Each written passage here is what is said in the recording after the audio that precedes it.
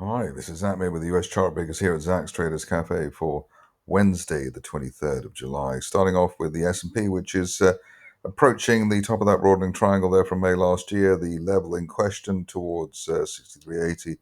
Looking with that, hopefully in coming sessions, the longest time frame, perhaps the next couple of weeks.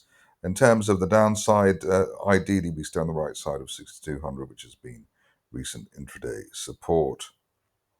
Moving on to the Nasdaq, which I think we saw yesterday, it already hit the line. It's actually come back a bit from that line, the top of that broadening triangle from May last year. The level in question around the 23,200 level, so we're back below that. But got a potential rising wedge negative set up there, but let's see whether we can stay above 22,900, the floor of that red rising trend channel from back in May, and then head higher. Top of the channel there up to 24,200, maybe a bit more than that, which we would expect by the end of next month, in fact 24,500 if you extend that line. Moving on to the stocks, and starting off with a new name, Beeline Holdings. Nice decent push off the floor there. Basically a sort of inverted head and shoulders saucer type maneuver there. The neckline around $1.70, and above that looking for the top of the channel there towards $4 by the end of next month or even sooner.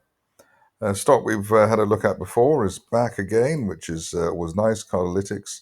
And here we've gapped up through recent resistance around the $2.30 level. Above that, looking for $3.70 by the end of next month, hopefully a bit sooner than that, given that the pre-market shows $3.27. In fact, we might have to upgrade that pretty soon. Next on the list is a stock which we have covered of late, which is Cel-Sci. And here, after a failed attempt to get through the top of that channel, we're having another go now around the $7 level is the top of that channel. So looking for that by the end of next month while we're above the 50-day moving average at $3.46. On to another stock which has been a frequent flyer here, Celularity, and nice move here, hitting the exactly hitting the top of that channel we were looking for, $4.30, right on the nose, but the high yesterday, $4.35. There is resistance up towards the $5.20 level, but we'll probably need to see the shares remain above $3.40, which was the previous session's Monday's resistance, in order to get to a proper $4.30 plus retest. Moving along to a situation which is new to us in terms of the charting position. Here we've got Children's Place, rising trend channel base, basically a gap fill buy signal there towards 660, and above that, looking for $12 by the end of next month. Current situation is that we're up at the main resistance around $7.20, so looking for a proper end of day close through that. Ideally, we stay above Monday's resistance, $5.70 in the meantime. Next up is situation called DD Enterprise, and here we've hit all our target lines in the recent past, three of them at least, and currently trading around pre-market trading around the old target there around $18.40, looking for a fresh leg to the upside, which hopefully would be the old support area at $28 by the end of next month. Ideally, we stay on the right side of $18 while we attempt to do that.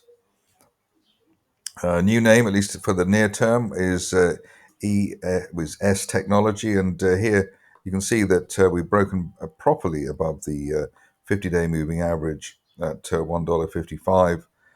Current situation is that we've got a rising trend channel base, and we're looking for the top of that rising trend channel base as high as $3.60 by the end of next month. Ideally, we stay above that 50-day line in the meantime.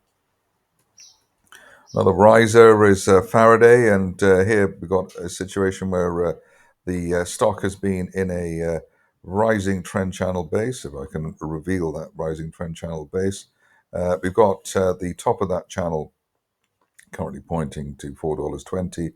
Not far off it at the moment, but we need to stay above recent resistance around the $2.60 mark in order to get to 420 by the end of next month. On to another stock which is new to us, Invo Fertility, and here falling trend channel, but the shares bouncing off the floor of that channel. Need an end of day close above the 50-day moving average, $4.04, to give us the full upside of $6 by the end of next month. Otherwise, probably just another failure at that 50-day line. More famous company next, and Krispy Kreme, rising trend channel base. We've got a gap to fill up to $4.30, which we're very close to. Top of the channel there, $5.30 plus, which we're looking for by the end of next month, or much sooner, given that this looks like quite a serious turnaround here. $3.50, the old resistance, so we need to stay above that. We're obviously already up towards, on pre-market, up towards $5.17. So perhaps the next level up will be for the shares to try and fill that gap up to the $8 zone. Let's see if we can do that and just put a marker there for the near term. Moving along to the last three. The first one is Kohl, Kohl's rather, which we've looked at in the recent past. We've got a wide rising trend channel. Had a big spike yesterday. The key here now is to see whether the shares can remain above $12.50 on an end of day close basis.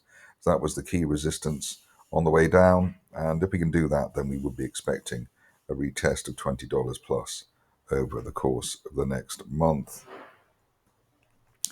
The penultimate stock here is 10 League, and here not much charting information to go on, but actually we've got a chance of trying to guess where the shares may be heading. Here the situation is that we've got this potentially a rising trend channel for the stock, guessing that we're heading towards the $9 mark, hopefully by the end of next month, while we remain above the recent resistance at $5.70 or so on an end of day close basis. Finishing off with Zevra, which has had a decent run until the last week or so. Here you can see that shares have been blocked by a line of resistance from back in the early part of last year. So that resistance line there from March 2024, and that's around the $12 mark, rather $13 mark, when you've seen an end of day close above that, to give us the full upside here as high as $16 in the top of a rising trend channel from August by the end of next month. That's it for me today. More updates tomorrow.